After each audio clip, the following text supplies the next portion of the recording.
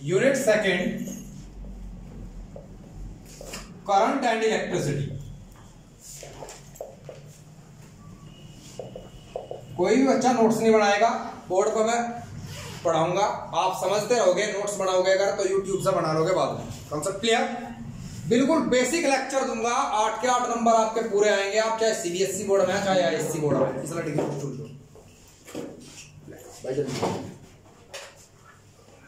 सबसे पहले बात करते हैं करंट क्या। ये एक इलेक्ट्रिक सर्किट है, इसमें एक रेजिस्टेंस लगा है। रेजिस्टेंस का मतलब है कोई भी इलेक्ट्रिक फैन लगा हो या एलईडी लगी हो या कोई भी चीज हो, उसे रेजिस्टेंस कहेंगे आप। ये एक सेल है, सेल का बड़ा टर्मिनल पॉजिटिव और छोटा टर्मिनल नेगेटिव होता है। ऐसा क्यों है? क्योंकि जब बैटरी के अंदर आप या सेल के अंदर देखते हैं तो पॉजिटिव इलेक्ट्रोड जो कैथोड होता है वो बड़ा साइज का होता है और जो एनोड होता है नेगेटिव इलेक्ट्रोड वो छोटा होता है। Concept clear? ऐसा होता क्यों है? नेगेटिव से जब इलेक्ट्रॉन चलते हैं पॉजिटिव की तरफ तो नेगेटिव से इलेक्ट्रॉन एक दूसरे को रिपेल करते हैं, रिपल्सन के कारण वो दूर दूर भागते हैं ताकि सारे इलेक्ट्रॉन्स को कैप्चर कर ले, इसीलिए पॉजिटिव टर्मिनल हमेशा बड़ा होता है। Concept clear? अब क्या सीन है? पॉजिटिव टर्मिनल से इलेक्ट्रिक करंट चलता है पॉजिटिव टू नेगेटिव, चार्ज चलता है नेगेटिव टू पॉजिटिव और चार्ज होता है number of electron into electrons पर चार्ज। तो इलेक्ट्रॉन्स एंड चार्ज का फ्लो इलेक्ट्रिक सर्किट के अंदर नेगेटिव पोटेंशियल से पॉजिटिव पोटेंशियल या लोअर पोटेंशियल से हायर पोटेंशियल की तरफ होता है और करंट का higher potential to lower potential होता है। Is that clear all of you? Higher potential को पॉजिटिव पोटेंशियल और लोअर पोटेंशियल को नेगेटिव पोटेंशियल कहते हैं। इस करंट का नाम होता है कन्वेंशनल करंट। कन्वेंशनल करंट की डायरेक्शन चार्ज की डायरेक्शन के अपोजिट होती है एंड फ्लो ऑफ इलेक्ट्रॉन की डायरेक्शन के अपोजिट होती है इन द इलेक्ट्रिक सर्किट। इसीलिए कई बुक्स में यहां नेगेटिव साइन लिखा होता है। 99.9% बच्चा समझता है कि नेगेटिव साइन इसलिए है क्योंकि चार्ज नेगेटिव है। गलत बात। Negative sign show that the direction of conventional current and the charge is opposite in the electric circuit. Concept clear all of you? इस करंट का नाम कन्वेंशनल करंट होता है। कंडक्शन करंट जो होता है वो कंडक्शन करंट चार्ज की डायरेक्शन में चलता है और इलेक्ट्रॉन्स की डायरेक्शन में चलता है। Is that clear all of you? जब करंट पॉजिटिव टू नेगेटिव चलता है सर्किट के अंदर, लेकिन सेल के अंदर या बैटरी के अंदर चलता है नेगेटिव टू पॉजिटिव। सवाल ध्यान से समझेंगे आप बोर्ड एग्जाम में कि करंट की डायरेक्शन उसने इलेक्ट्रिक सर्किट के अंदर कहा है या सेल के अंदर कहा है। सेल के अंदर कन्वेंशनल करंट चलता है नेगेटिव टू पॉजिटिव और सर्किट के अंदर positive to negative. Is that clear to of you? इसके बाद चार्ज चलता है और इलेक्ट्रॉन्स चलते हैं negative to positive in the electric circuit and positive to negative in the cell और battery. Concept clear to all of you? हर एक बच्चे की समझ आया? इलेक्ट्रिक सर्किट एक ऐसा सर्किट है जिसके अंदर सेल रेजिस्टेंस या एक की वगैरह लगी होगी। Concept clear? अब एक कॉन्सेप्ट समझना है आपको। एक चीज होती है इलेक्ट्रोमोटिव फोर्स, इलेक्ट्रिक मोटिव। भाई स्टूडेंट बिल्कुल ध्यान से चुपचाप पिसना गिरा बैठ जा, जैसा है ऐसे ही बैठ जा। इस पर तू आ गया बैठ बैलेंस बढ़ा। इसके तो किस तो सामान ले रहा है तू? चुप बैठ जा, बैलेंस बना बस। टांगों पे साफ। हाँ, अपने टांगों को भरोसा। इलेक्ट्रिक पोटेंशियल समझिए मेरी बात। एक चीज होती है इलेक्ट्रिक पोटेंशियल। कई बार बच्चे को ये नहीं पता कि इलेक्ट्रिक पोटेंशियल में और ईएमएफ में क्या अंतर है। समझिए मेरी बात। सेल के अंदर से लेकर के बाहर सर्किट तक का कंप्लीट वोल्टेज को आप ईएमएफ कहते हैं, electromotive force. It is denoted by capital E. और यहां से लेकर के यहां तक के वोल्टेज को terminal voltage. Concept clear? It is denoted by V that is equal to IR अगर बाहर का सारा रेजिस्टेंस कैपिटल R है। और जो इसके अंदर होता है वोल्टेज उसे आप V डैश मान लेते हैं, current into internal resistance of the cell और बैटरी। Is that clear? दोनों का सम EMF के बराबर होता है जब सेल से करंट बाहर चलता है। इस कंडीशन को कहते हैं डिस्चार्जिंग कंडीशन। Concept clear? 100%। सबसे पहले आपको समझना है EMF है क्या। EMF को अगर आप किताबी डेफिनेशन में पढ़ेंगे तो क्या पढ़ेंगे? EMF is the maximum potential between the electrodes of the battery when no current drawn from the cell. मतलब जब बैटरी कंप्लीटली फिल्ड है, बिल्कुल पोटेंशियल पूरा है, कोई करंट यहां से लीक नहीं हुआ, तो मैक्सिमम पोटेंशियल को EMF कहते हैं। और दूसरी चीज मैं आपको बताता हूं, EMF को ऐसे लिखिएगा EMF, इलेक्ट्रोमोटिव फोर्स नाम है इसका। इलेक्ट्रोमोटिव फोर्स मतलब force which make motive the electrons to reach to the positive potential said to be EMF। मतलब सर्किट कुछ ऐसा था सर्किट कुछ ऐसा था, जब आपने इसे की को क्लोज किया, यहां से एक रिपल्सन फोर्स लगाया नेगेटिव टर्मिनल ने इलेक्ट्रॉन्स पर, वो जो धक्का लगा वही ईएमएफ कहलाता है और वो इलेक्ट्रॉन्स को रिपेल करता है पॉजिटिव पोटेंशियल की तरफ। Concept clear to all of you? Concept clear to all of you? 100%। तो ईएमएफ एक इलेक्ट्रोमोटिव फोर्स भले ही हो, फोर्स वर्ड भले ही हो, लेकिन इसकी ऐसा यूनिट क्या होगी? वोल्ट होगी, क्योंकि ये भी एक इलेक्ट्रिक पोटेंशियल है, मैक्सिमम पोटेंशियल। यहां से डिस्चार्जिंग की इक्वेशन बनती है total EMF is equal to EMF जो सर्किट के बाहर का है प्लस ईएमएफ जो सेल के अंदर का है। जब चार्जिंग की कंडीशन आएगी, चार्ज करना है, मैंने मान लिया मेरे घर में एक 12 वोल्ट की बैटरी थी, इससे करंट लिया और जब 10 वोल्ट वोल्टेज रह गया मैंने सर्किट बंद कर दिया। जब सर्किट बंद हो गया, सेल से करंट ली गई 0, तो यही ईएमएफ बन जाएगा। क्या बन जाएगा? अब इसे मैं बढ़ाऊंगा, दोबारा चार्ज करने पर करंट की डायरेक्शन उल्टी कर दूंगा, उल्टी को आप नेगेटिव साइन से डिनोट करेंगे, और ये चार्जिंग कंडीशन क्या है? Charging condition. मतलब डिस्चार्जिंग पर ईएमएफ वोल्टेज से ज्यादा होता है और चार्जिंग पर वोल्टेज ईएमएफ से। कंपटीशन का क्वेश्चन है, नीट में क्वेश्चन आया हुआ पहले कि ईएमएफ कब ज्यादा होगा और वोल्टेज ईएमएफ से कब ज्यादा होगा। चार्जिंग कंडीशन पर वोल्टेज ज्यादा होगा, डिस्चार्जिंग कंडीशन पर ईएमएफ ज्यादा होगा। Is that clear to all of you? 100% समझ आ गया? इसके बाद एक चीज समझिएगा, एक वर्ड पढ़ते हैं आप, ड्रिफ्ट वेलोसिटी या ड्रिफ्ट वेलोसिटी। मैंने पूछा कई बच्चों से कि ड्रिफ्ट वेलोसिटी क्या होता है, पता नहीं क्या बताया। आप ध्यान दीजिएगा, जब नेगेटिव पोटेंशियल से पॉजिटिव पोटेंशियल की तरफ इलेक्ट्रॉन्स चलते हैं, इलेक्ट्रॉन्स एक्सटर्नल इलेक्ट्रिक फील्ड की प्रेजेंस में हो, समझ रहे, तो एक यूनिडायरेक्शनल चलते हैं। पहले तो कहीं भी चल रहे, कोई कहीं जा रहा, कोई कहीं जा रहा, लेकिन एक्सटर्नल इलेक्ट्रिक फील्ड लगाने पर एक डायरेक्शन मिलती है हमें। आपके पीछे में एक अलर्ट लेगा भागू तो आप भी सीधे चलोगे, समझ रहे ना मेरी बात? एक डायरेक्शन मिल जाए। जब इलेक्ट्रॉन्स चले तो इलेक्ट्रॉन ने इलेक्ट्रॉन को रिपेल किया, रिपेल करके दूर भाग रहे थे, पॉजिटिव पोटेंशियल उन्हें अट्रैक्ट करेगा। ऐसे ही बहुत सारे इलेक्ट्रॉन्स हैं, उन्हें अट्रैक्ट करेगा। मुड़ने के बाद इस पॉइंट को कहा ड्रिफ्ट पॉइंट। मुड़ने के बाद जो वेलोसिटी एक इलेक्ट्रॉन की है, दूसरे की है, तीसरे की है, चौथे की है, तो सबकी एवरेज वेलोसिटी को Vn ड्रिफ्ट वेलोसिटी कहते हैं। मतलब the average velocity of the free electrons in the presence of external electric field when electrons get drift towards the positive potential said to be the drift velocity of free electrons. Concept clear? External electric field की presence में जब electrons को external electric field में रखा जाए, उनकी average velocity जब वो पॉजिटिव पोटेंशियल की तरफ ड्रिफ्ट हुए, उसे ड्रिफ्ट वेलोसिटी कहा जाता है। Is that clear to all of you?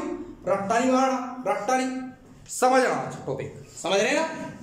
अब ड्रिफ्ट वेलोसिटी पता चल गया क्या है, कोई दिक्कत? या एक फ्री इलेक्ट्रॉन्स की एवरेज वेलोसिटी है जब एक्सटर्नल इलेक्ट्रिक फील्ड अप्लाई किया गया, आ गया समझ?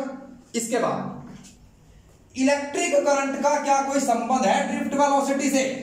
हाँ जी है, बताऊंगा कैसे है। मान लीजिए मेरे पास कोई एक मेटल है, ये मेटल का भाई बना हुआ, सबको पता है मेटल का। अब हमें क्या पढ़ाया गया था? मेटल के अंदर इलेक्ट्रॉन्स फ्री हैं। जब इलेक्ट्रॉन्स फ्री हैं तो मुझे करंट नहीं लगा। अभी इलेक्ट्रॉन्स जब फ्री हैं तो इलेक्ट्रॉन करंट क्यों नहीं लग रहा मुझे? शायद वे फ्री हो लेकिन इतने ज्यादा फ्री ना हो कि मैं करंट पैदा कर दूं। मतलब मेरी बॉडी ड्राई है, इसका रेजिस्टेंस 10 टू द पावर 5 ओम है, और जो इलेक्ट्रॉन्स अब फ्री हैं वो करंट माइक्रो एम्पियर से भी कम पैदा करते हैं। इतना कम करंट मुझे महसूस ही नहीं दिया। अगर मैं इन इलेक्ट्रॉन्स की वेलोसिटी को बढ़ाऊं तब करंट भी बढ़ेगा। मतलब ड्रिफ्ट वेलोसिटी बढ़ाने से इलेक्ट्रिक करंट बढ़ता है। मतलब current is directly proportional to the drift velocity of electrons of free electrons. तो ये आपको रिलेशन साबित करना है सीबीएसई में और आईएससी बोर्ड में भी कि ड्रिफ्ट वेलोसिटी पर डिपेंड करता है इलेक्ट्रिक करंट। तो कैसे करता है? क्वेश्चन आया 3 नंबर का, बहुत इंपॉर्टेंट है। Give the relation between drift velocity of free electrons and electric current. मैंने एक वायर मान लिया भाई, ये देखो रट्टा तो मारेगा। बहुत बड़े बड़े डेरिवेशन, कई बच्चे मेरे पास अब आगे बैठे, बहुत लंबे लंबे 1.5 पेज का ड्रिफ्ट वेलोसिटी का और करंट का डेरिवेशन है। 1.5 पेज क्यों खराब कर रहे? 4 लाइनों का सवाल है, ध्यान दो। मैंने एक वायर लिया, वायर का area of cross section A है, लेंथ एल है, तो वॉल्यूम होगी A इंटू एल। क्या देख ओ भाई बैठो, इसे स्टूल दो, खड़ा रहो, आज स्टूल है बंद कर दे। ले ले ले इसका भी करो ला या उसे इस पर बैठा कर मारा का धरती को। बैठ जा, नीचे बैठ जा। चुप। ओ वीडियो चल रही, बैठ जा बेटे।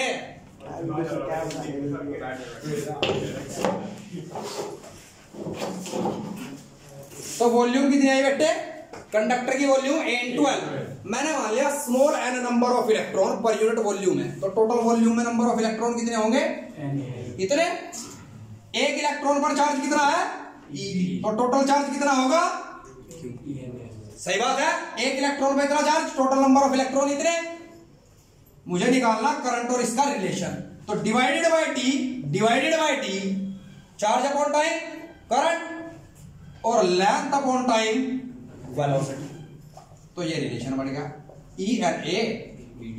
Hence proved current is directly proportional to the drift velocity of free electrons। Drift velocity बढ़ेगी तो करंट बढ़ेगा, Hence proved। कोई दिक्कत? लेकिन drift velocity inversely proportional to number of electrons बनेगी। जरा ध्यान दीजिएगा, N E/A VD inversely proportional, क्योंकि जब इलेक्ट्रॉन्स ज्यादा हो जाते हैं, जिस भी मटेरियल के अंदर इलेक्ट्रॉन्स बहुत कंडेंस्ड हो जाएंगे, समझ रहे मेरी बात, वहां इलेक्ट्रॉन रिपल्सन के कारण एक स्टायरिक हिंड्रेंस नाम की चीज पैदा होगी, जिससे स्किन इफेक्ट बढ़ेगा और इलेक्ट्रिक करंट की वैल्यू कम होगी। आपको मैं फ्यूचर में सिखाऊंगा, सिर्फ इतना समझो, कॉन्सेप्ट क्लियर? इसके बाद अब ड्रिफ्ट वेलोसिटी बढ़ाने से करंट बढ़ेगा। बात है कि ड्रिफ्ट वेलोसिटी कैसे बढ़ाएं? इसी लॉक को सॉकेट में देते जाके, जब सॉकेट में लगाया, इसके इलेक्ट्रॉन्स को एक्सटर्नल इलेक्ट्रिक फील्ड मिला, इलेक्ट्रिक फील्ड इलेक्ट्रिक वोल्टेज देगा, इलेक्ट्रिक वोल्टेज एक फोर्स है, वो इलेक्ट्रॉन्स के पीछे से लगेगा और इलेक्ट्रॉन की स्पीड बढ़ जाएगी और करंट बढ़ जाएगा। ध्यान दीजिएगा। नेक्स्ट डेरिवेशन है, वीडियो में जब देखोगे तो आड़ी डाल लोगे आप, relation between drift velocity and external electric field.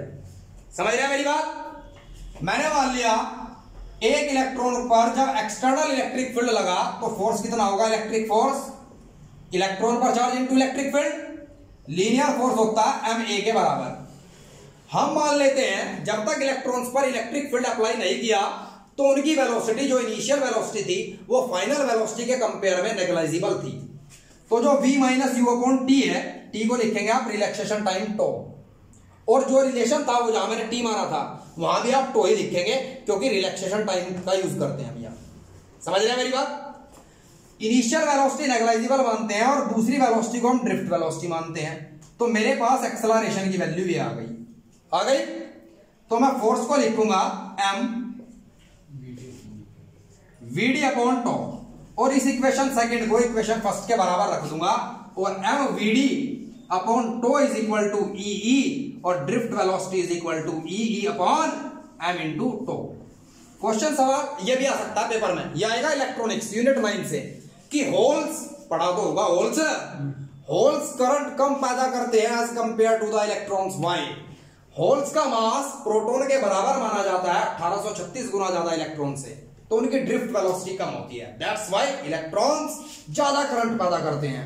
Electrons N type semiconductor में मेजॉरिटी चार्ज कैरियर होते हैं, तो कंडक्टिविटी एन टाइप सेमीकंडक्टर की सबसे ज्यादा होती है, उसके बाद बी टाइप सेमीकंडक्टर की होती है, और उसके बाद इंट्रिंसिक सेमीकंडक्टर की होती है। Is that clear to of you? हर बच्चे क्लियर हो गया? इलेक्ट्रिक फील्ड बढ़ा, ड्रिफ्ट वेलोसिटी बढ़ेगी, रिलैक्सेशन टाइम बढ़ा, ड्रिफ्ट वेलोसिटी बढ़ेगी। रिलैक्सेशन टाइम क्या है? इलेक्ट्रॉन पहले यहां से यहां तक पहुंचते थे 2 सेकंड में, एक्सटर्नल इलेक्ट्रिक फील्ड लगा, पीछे से धक्का लगा, अब पहुंच गए 1.5 सेकंड में, तो 2 में से 1.5 गया 0.5।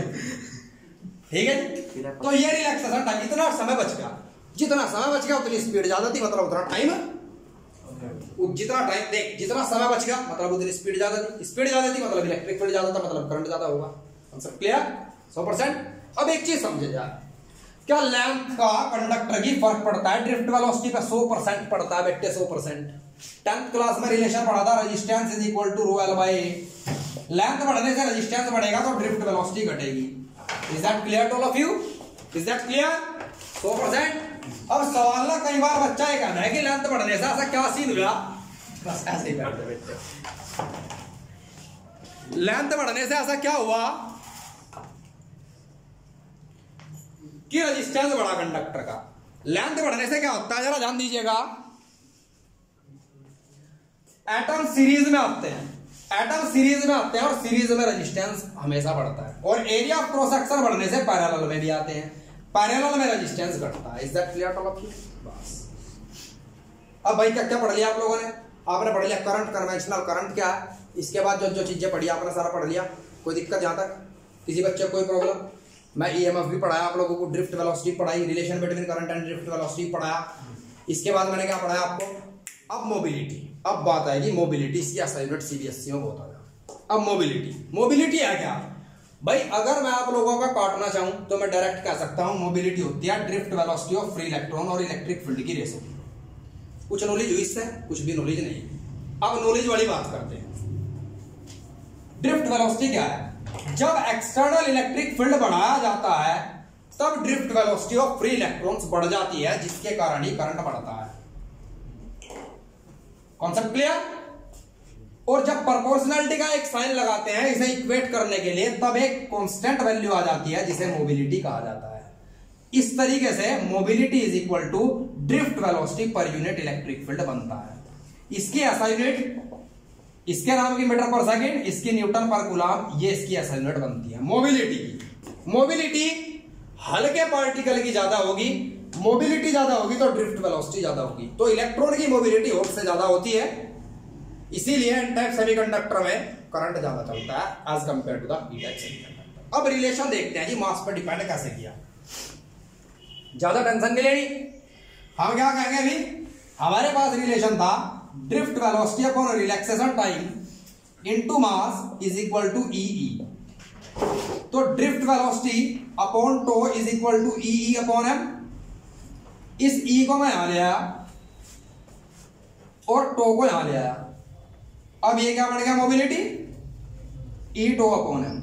Hence proved mobility is inversely proportional to the mass of the charge carrier. Charge carrier का मास ज्यादा तो मोबिलिटी कम, तो ड्रिफ्ट वेलोसिटी कम तो करंट कम। Concept clear? 100% क्लियर? हर बच्चे क्लियर? चलो एक चीज होती है टेम्परेचर रेजिस्टेंस कोएफिशिएंट। उसे समझने के लिए तीन तरह के एलिमेंट्री सब्सटेंस से समझाता हूं आपको। एक कंडक्टर, एक सेमीकंडक्टर, एक इंसुलेटर। कंडक्टर के केस में क्या है? टेम्परेचर अगर बढ़ेगा तो रेजिस्टेंस बढ़ेगा, मतलब resistance directly proportional to temperature. लेकिन सेमीकंडक्टर और इंसुलेटर में उल्टा है, और एलॉय में भी उल्टा है। उसमें रेजिस्टेंस घटता है एज कंपेयर जब टेम्परेचर बढ़ता है। टेम्परेचर बढ़ा तो रेजिस्टेंस घटेगा। मतलब अगर टेम्परेचर 0 कर दूं तो रेजिस्टेंस कंडक्टर का 0, मतलब कंडक्टर 0 केल्विन टेम्परेचर पर सुपर कंडक्टर बन जाता है। क्या बन जाता है? सवाल पेपर में कई बार आ चुका कि 0 केल्विन टेम्परेचर पर कंडक्टर के साथ क्या घटना घटेगी? आप कहेंगे सुपर कंडक्टर बन जाएगा। और यहां देखिए जरा, सेमीकंडक्टर का टेम्परेचर कम कर दिया 0, टेम्परेचर 0 तो resistance infinite. Semiconductor 0 kelvin temperature पर परफेक्ट इंसुलेटर बन जाता है। क्या बन जाता है? मतलब अगर फाइनल टेम्परेचर बढ़ेगा इनिशियल टेम्परेचर से, तो फाइनल रेजिस्टेंस भी बढ़ेगा इनिशियल रेजिस्टेंस से इन केस ऑफ कंडक्टर। और सेमीकंडक्टर इंसुलेटर में क्या है? अगर फाइनल रेजिस्टेंस बढ़े, टेम्परेचर बढ़ेगा तो फाइनल रेजिस्टेंस घटेगा। ये है भाई, समझ रहे मेरी बात? ये याद रखियो, अभी काम आएगा अभी। और टेम्परेचर रेजिस्टेंस कोएफिशिएंट क्या बीमारी है जान दो। टेम्परेचर रेजिस्टेंस कोएफिशिएंट को अल्फा से डिनोट करते हैं। इसका मतलब है change of resistance to the original resistance into change of temperature. मतलब R2 minus R1 upon R1 T2 minus T1। इसकी एसआई यूनिट होगी पर केल्विन, क्योंकि इससे इसकी कट जाएगी पर केल्विन। अब देख लेते हैं R2 ज्यादा जब T2 ज्यादा, ये जब T2 ज्यादा होगा तो ये पॉजिटिव टर्म, और R2 भी ज्यादा होगा ये भी positive. Positive upon positive positive. Alpha positive होता है कंडक्टर के लिए। किसके लिए? अब सेमीकंडक्टर और एलॉय और इंसुलेटर, टेम्परेचर बढ़ने से रेजिस्टेंस कम होगा, ऊपर नेगेटिव टर्म आएगी नीचे पॉजिटिव। नेगेटिव अपॉन पॉजिटिव, तो अल्फा की वैल्यू टेम्परेचर रेजिस्टेंस कोएफिशिएंट की वैल्यू सेमीकंडक्टर इंसुलेटर और एलॉय के लिए नेगेटिव होती है। कोई दिक्कत यहां तक? रेजिस्टेंस की कॉम्बिनेशन इस साल के लिए पेपर में नहीं, सेल की कॉम्बिनेशन पेपर में है, ये कल पढ़ाया जाएगा। That's all for